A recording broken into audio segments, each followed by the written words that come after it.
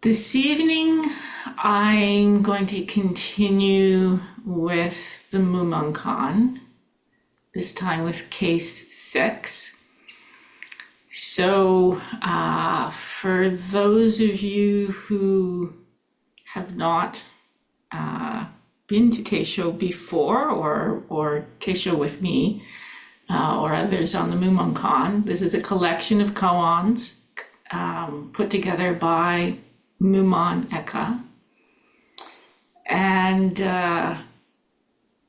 it's one of the first collections that we go through, first one after the miscellaneous collection, and it's traditional.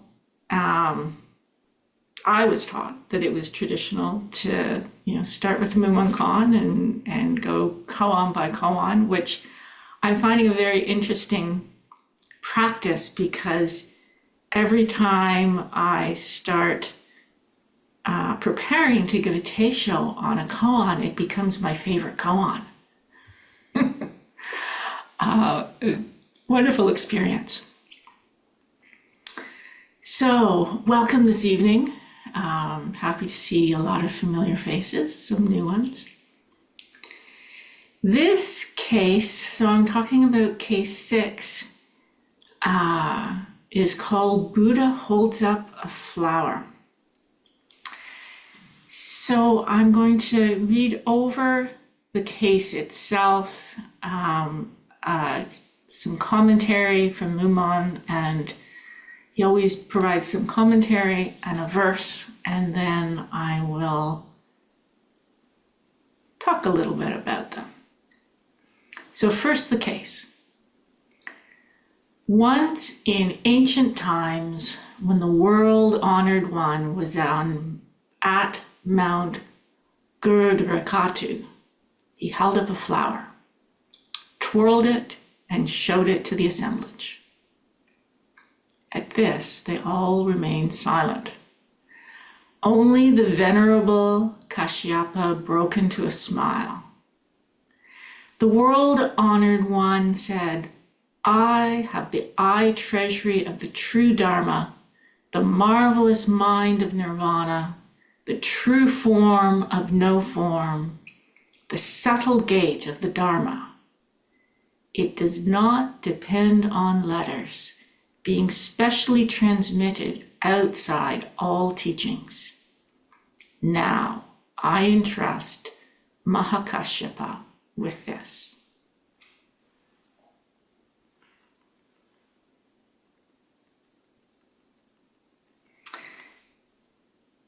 Mumon speaks about this koan with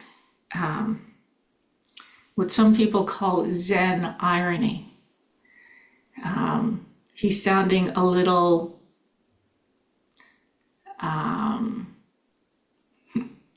the word that comes to mind is petulant. I'm not sure if that's the right word, but in any case, he says, the golden-faced Gautama insolently suppressed noble people and made them lowly. He sells dog flesh under the label of sheep's head. I thought there should be something of particular merit in it. If at that time, however, all those attending had smiled, how would the eye treasury of the true Dharma have been transmitted? Or, if Kasyapa had not smiled, how would he have been entrusted with it? If you say that the eye treasury of the true Dharma can be transmitted, then it is as if the golden-faced old man is swindling country people at the town gate. If you say it cannot be transmitted, then why did Buddha say he entrusted only Kasyapa with it? And then the verse. In handling a flower, the tail of the snake already manifested itself. Kasyapa breaks into a smile. Nobody on earth or in heaven knows what to do. So, what do we do with this? In my view, this is the most important koan in the history of Zen. It's not just my favorite right now. Its importance is not like that of Joshu's dog or some of the other famous koans, which are important for their power to help someone break through. This koan, or public case, which is what that word means, is important because it shows us the moment of the first transmission. The moment that Shakyamuni Buddha acknowledged the depth of awakening of his disciple Kasyapa and named him Maha Kasyapa, the great Kasyapa. It's the origin point of Buddhism and therefore of Zen. If Shakyamuni Buddha had had a great awakening and not passed on what he saw, then you and I would not be here receiving it today. Indeed, there were probably many others who have awakened over the course of history. But if they did not have the gift of teaching, the ability to transmit it to such a variety of people that Shakyamuni had,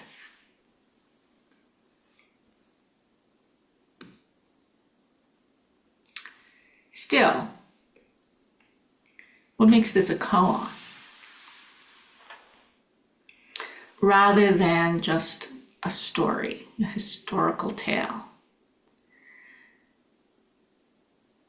It has great beauty. We often talk about the beauty in a koan, but not just in the obvious sense of a flower and a smile. It would have great beauty if the Buddha had held up a stone and Kasyapa had simply nodded. Part of the beauty lies in the fact that not a word was spoken. And so what makes this a koan is the invitation to receive the transmission as it passes from Buddha to Kasyapa. Let's play monkey in the middle.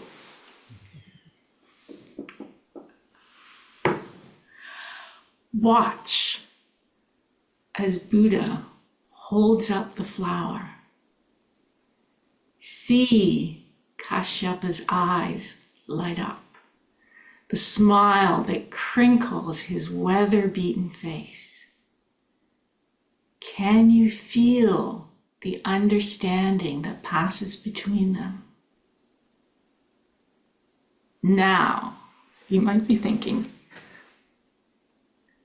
what are you talking about? That was thousands of years ago.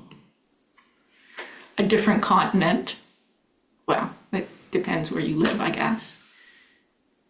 There was no video recording then. There was no internet. How can I see it and feel it?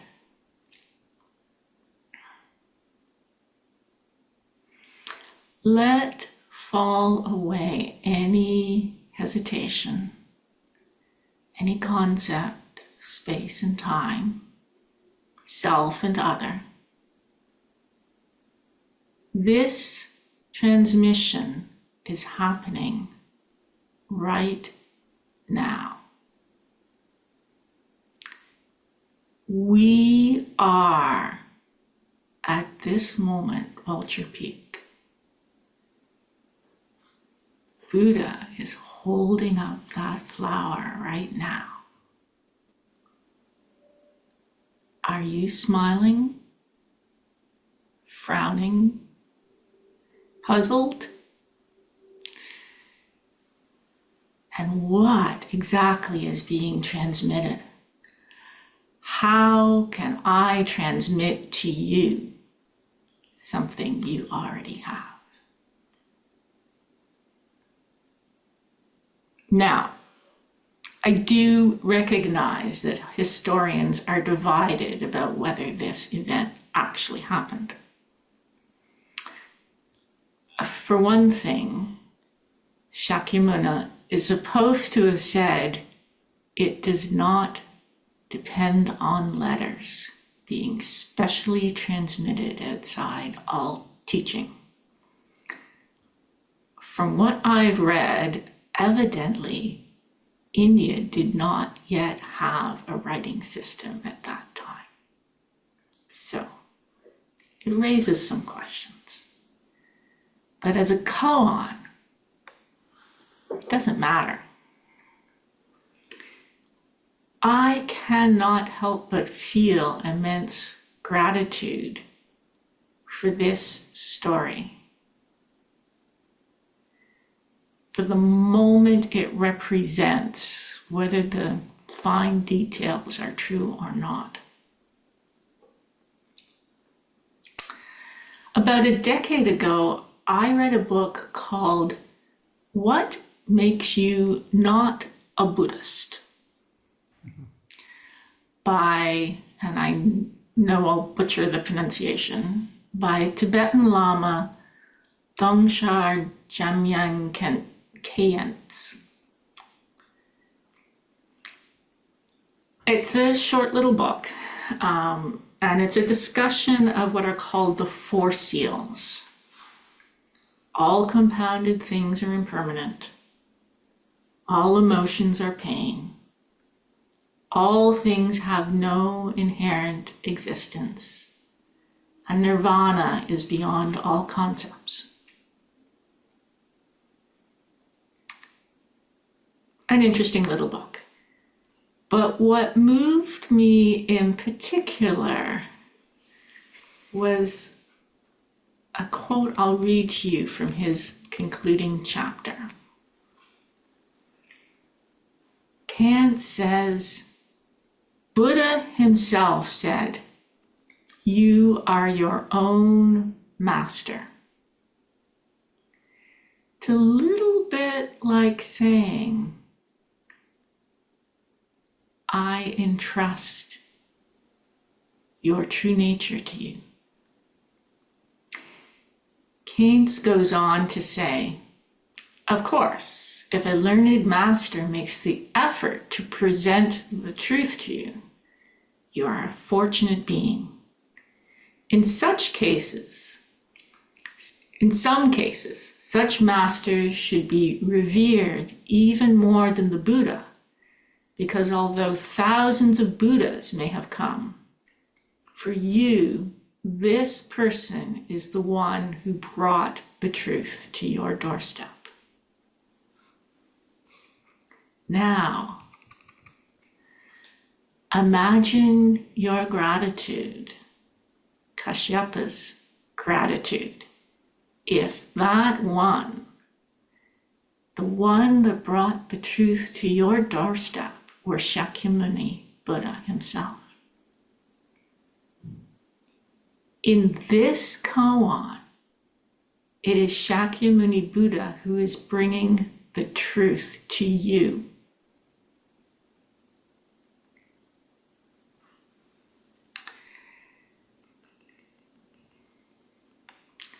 So to explore further what makes this a koan, let's go back to what it actually says. The world-honored one refers to Shakyamuni Buddha. He was known to often preach at Mount Gururakuta, also known as Vulture Peak, which is a mountain near Magadha, the capital of ancient India. In this koan, Buddha preaches the Dharma by holding up a lotus flower and twirling it. In some versions, he also raises his eyebrows as he does it, no doubt with his eyes twinkling. At this time, there would have been hundreds, perhaps thousands of monks, lay disciples, probably curious onlookers, watching him, expecting a wise and erudite discourse. I hope you're not expecting that from me. And instead, there's just this man holding up a flower. And perhaps watching them intently to see if anyone understands. Everyone is standing silently, waiting for the talk to truly begin. Only Kasyapa, who was one of the Buddha's 10 most senior disciples, gets it and smiles. The Buddha then says, I have the eye treasury of the true Dharma, the marvelous mind of nirvana, the true form of no form, the subtle gate of the Dharma. It does not depend on letters being specially transmitted outside all teachings. Now I entrust Maha Kasyapa with this. What's he talking about? What is this eye treasury of the true Dharma? What is the marvelous mind of nirvana? The true form of no form, the subtle gate of the Dharma. These are very strange words to our ears. But he's talking about essential nature itself. He's not talking about 4 different things. These are all descriptions of 4 aspects of essential nature. In other words, your own true nature. And he goes on to say, you can't get this from my teaching. It's a very strange way of speaking.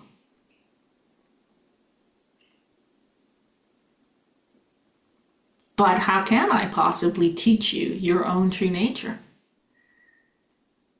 What does it mean to say, I entrust your own true nature to you? What would change if you were told you had been entrusted with your own true nature?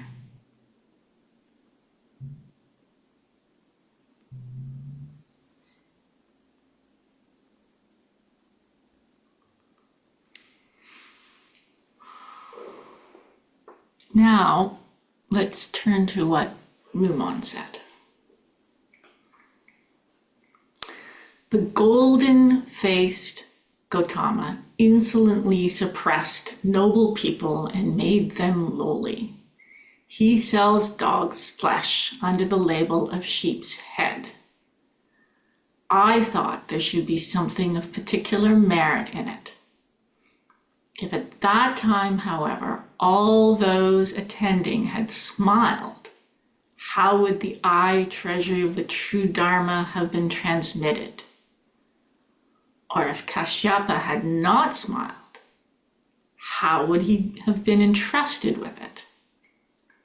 If you say the I treasury of the true Dharma can be transmitted, then it is as if the golden-faced old man is swindling country people at the town gate. If you say it cannot be transmitted, then why did Buddha say he entrusted only Kasyapa with it? Mumon's reference to suppressing noble people and making them lowly may be a reference to Kasyapa himself. His story is not as famous as that of Siddhartha Gautama, but there's some similarities according to the Pali Canon. Like Gautama, he was also a Brahmin and a prince from a wealthy family. He also left his position of privilege and his family to seek a spiritual life. He is known for being particularly austere and strict, dressing in a dead man's rags, begging for food, living outdoors in a mountain forest. Even other monks could be uncomfortable with the austere and strict, probably smelly man in dirty rags.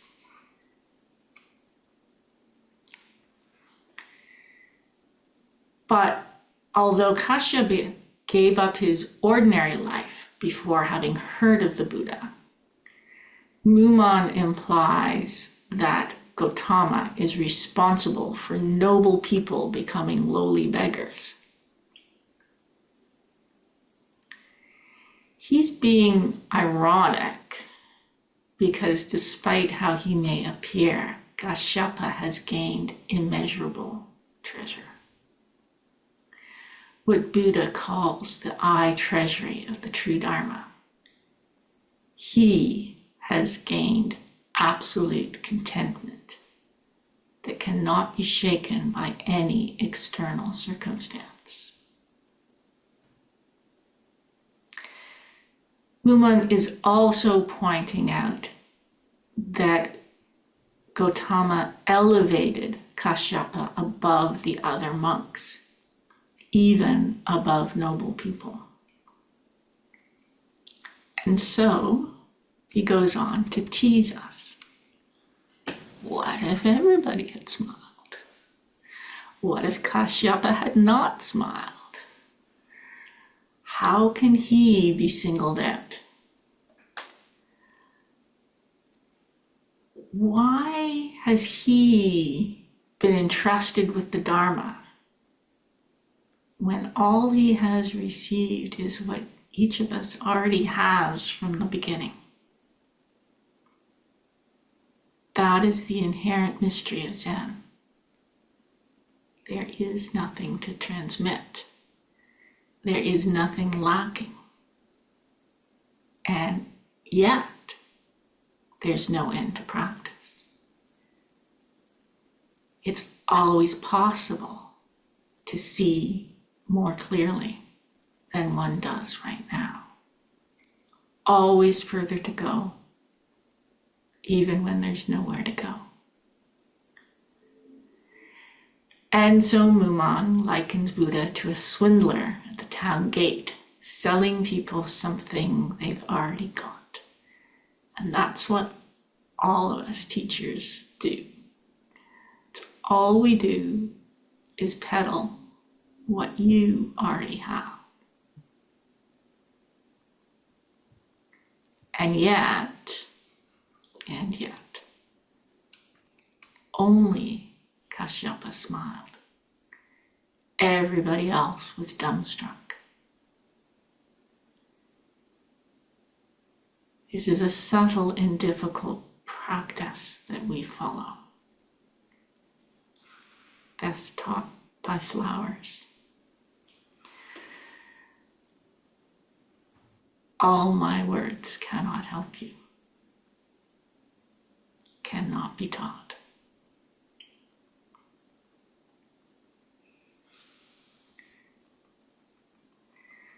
Mumon goes on to give us a verse.